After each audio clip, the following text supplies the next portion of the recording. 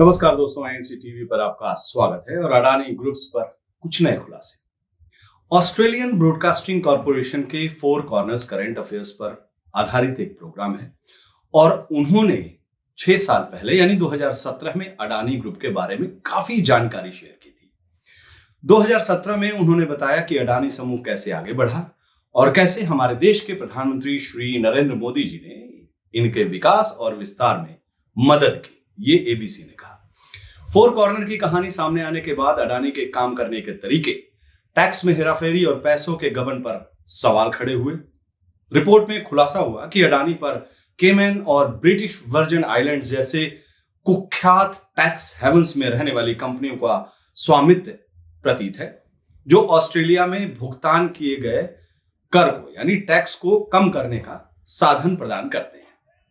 उस जांच में, उस रिपोर्ट में, उस खुलासे में यह भी पता चला कि एक ब्रिटिश वर्जिन आइलैंड्स कंपनी के पीछे के व्यक्ति को एफआरएफटी होल्डिंग लिमिटेड, याद करेगा, एएफआरटी होल्डिंग लिमिटेड और अतुल्य रिसोर्सेज फैमिली ट्रस्ट के रूप में वर्णित किया गया, जो अडानी की ऑस्ट्रेलियाई संपत्ति का अंतिम मालिक पाया गया। उस पर मनी लॉन्ड्रिंग का आरोप भी लगा। अडानी समूह के अध्यक्ष गौतम अडानी के बड़े भाई विनोद अडानी, जो आजकल बहुत चर्चा में हैं, वो 2017 में एबीसी के फोर कॉर्नर प्रोग्राम में जांच की और पाया कि भारतीय अधिकारियों द्वारा वो और पूर्व अडानी समूह के कर्मचारियों और अडानी कंपनियों के साथ कथित रूप से विदेश में विदेशी मुद्रा निकालने की सुनियोजित साजिश और व्यापार आधारित मनी लॉन्ड्रिंग को अंजाम देते थे और उनका ये सारा जो था वो ग्रुप ऐसे ही काम करता था। ग्रीन पीस ऑस्ट्रेलियाई Pacific climate and energy campaigner Nikola Casule ने उस वक्त 2017 में इस खुलासे के बाद कहा था कि फोर कॉर्नर के खुलासे से साबित होता है कि अडानी एक ऐसी कंपनी है जिस पर करदाता ऋण या ग्रेट बैरियर रीफ तट पर दुनिया की सबसे बड़ी निर्यात कोयला खदान बनाने के लिए भरोसा नहीं किया जा सकता है। अडानी पर भरोसा नहीं किया जा सकता है। उन्होंने आगे कहा कि अब पहले से कहीं अधिक समय आ गया है कि ऑस्ट्रेलियाई सरकार अडानी के लिए किसी भी सार्वजनिक धन को खारिज करे और प्रस्तावित कारमाइकल खदान और एबॉट पॉइंट कोल पोर्ट को जोड़ने वाली अडानी की रेल लाइन के लिए प्रस्तावित $1 बिलियन एनएफआई ऋण को ना कहे, यानी खारिज करे। ऑस्ट्रेलियन ब्रॉडकास्टिंग कॉरपोरेशन के फोर कॉर्नर प्रोग्राम, जिसने अडानी समूह के ऑस्ट्रेलियाई संचालन के अज्ञात टैक्स हेवन संबंधों को उजागर किया, जिसकी प्रमुख संपत्ति अंततः ब्रिटिश वर्जिन द्वीप समूह में थी, वो वीडियो देखिए।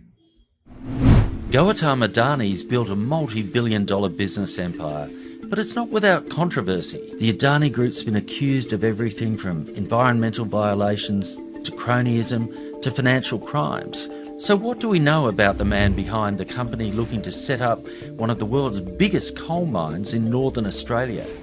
As it stands, he's one of India's richest and most powerful people. His Adani Group is India's biggest private port operator and one of the country's biggest electricity producers, and that's among a host of other things. But here's the thing, up until the turn of the century, hardly anyone had heard of Gautam Adani. The story you often hear is one of rags to riches, a college dropout who turned his last few rupees into this massive business empire. But if you dig a little deeper, you'll see his rise to billionaire status has gone hand in glove with the rise of India's Prime Minister, Narendra Modi. In the Adani Group's home state of Gujarat, Modi used to be the chief minister. And there's one key deal between Modi and the Adani Group that stands out. The sale of vast tracts of coastal land in a place called Mundra for next to nothing. Mr Modi and Gautam Adani both argue that this was barren land that was near worthless and the price reflected that. But when the area was rezoned as a special economic zone free of customs and excises, land values soared, in some cases by more than 1,000%. Adani Group expanded rapidly And despite projecting a clean green image, there was an environmental cost. In Mundra, a committee of experts found flagrant breaches of environmental approvals. The company had promised no existing mangroves shall be destroyed, no filling up of creeks and reclamation of creeks.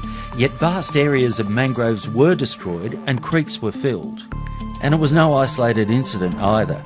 In all cases, Adani Group denies any violations, and it's appealing against adverse court rulings. According to a report by an anti-corruption ombudsman, Adani Enterprises bribed public officials and politicians in the southern Indian state of Karnataka. It was part, allegedly, of an illegal iron ore export scam. No charges were laid against Adani Enterprises, and it denies any wrongdoing. It's also faced allegations from Indian tax authorities of siphoning off money to tax havens in what's known as trade-based money laundering. Again, Adani denies the allegations and it's never been prosecuted. In Australia, the Adani Group owns the Abbott Point coal terminal in Queensland and has the rights to develop Australia's biggest coal mine. Behind its ventures here is a complex web of companies and trusts leading to tax havens. Supporters reckon Adani's projects will create jobs. But it's worth asking the question, at what cost?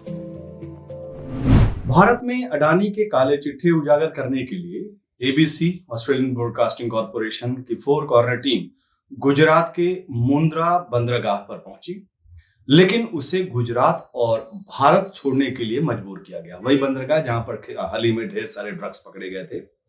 लेकिन पत्रकारों का यह समूह पूरी पड़ताल करने में वहां सफल रहा। 4 कॉर्नर टीम ने अपने साथ हुए बर्ताव का वीडियो भी साझा किया। टीम के रिपोर्टर स्टीफन लॉन्ग खुद वीडियो में बता रहे हैं कि मुंद्रा बंदरगाह पर उनके आगमन के अगले दिन ही गुजरात पुलिस उनके होटल के कमरे में कैसे पहुंची। जब उन लोगों ने स्टीफन को बताया कि वो गुजरात के क्राइम ब्रांच से हैं, तो स्टीफन लॉन्ग चिंतित भी हो गए। तो उन्होंने विभिन्न साक्षात्कारों और बातचीत के फुटेज को सुरक्षा के लेकर वो बहुत चिंतित हो गए और उस सुरक्षा को वो पहले ही कर चुके थे, पहले फुटेज संभाल के रखे थे। लॉन्ग का कहना है कि क्राइम ब्रांच के इन लोगों ने उनसे करीब 5 से 6 घंटे तक पूछताछ की। एक वरिष्ठ पुलिस अधिकारी बार बार अपने मोबाइल फोन पर बात करने के लिए बाहर जाता और जब भी वह अंदर आता वो सख्त हो जाता। बाद में पता लगा कि कोई वो ए नाम का व्यक्ति था। स्टीफन लॉन्ग के अनुसार पुलिस ने उन्हें धमकी दी कि अगर वे वापस नहीं गए, मुंद्रा छोड़कर वापस नहीं गए, गुजरात छोड़कर वापस नहीं गए, तो 3 गुप्त एजेंसियों के अधिकारी उनसे पूछताछ करेंगे और अपराध शाखा के गुप्त एजेंट और पुलिस जहां भी जाएंगे उनकी छाया में रहेंगे। इस तरह के उपचार के बाद एबीसी की 4 कॉर्नर टीम ने वहां रहना बुद्धिमानी नहीं समझा और अगले दिन वो सुबह सुबह वहां से निकल गए, गुजरात छोड़ दिए।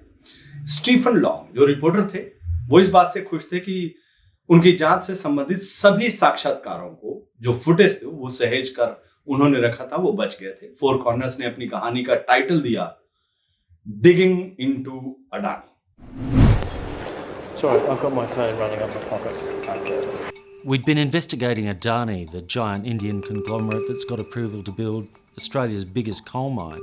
We'd been in Mundra, in Adani's home state of Gujarat, for less than a day when police turned up at the hotel. Right. Who are the gentlemen that want to see us? Who are you? Wait. Who are you? Who are you? We are police. Right. I see your from, identification, crime please. branch. Right. Our main concern was safeguarding what we'd already filmed. We'd shot interviews and vision across India. Our big worry was that the police would seize our equipment, wipe the footage, kill the story. We were questioned on and off for about 5 hours.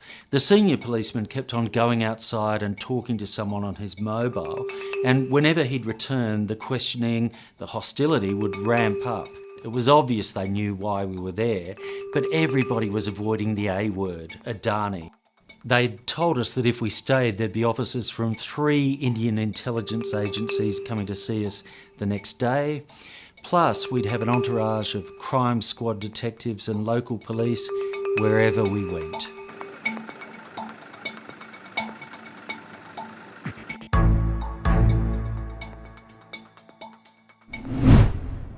खुलासे पर अडानी समूह ने अपने जवाब पर कहा कि ABC television की टीम ने मुंद्रा का दौरा करते समय पत्रकारिता के आचार संहिता और निष्पक्षता का पालन नहीं किया, यह अडानी समूह कह रहा है।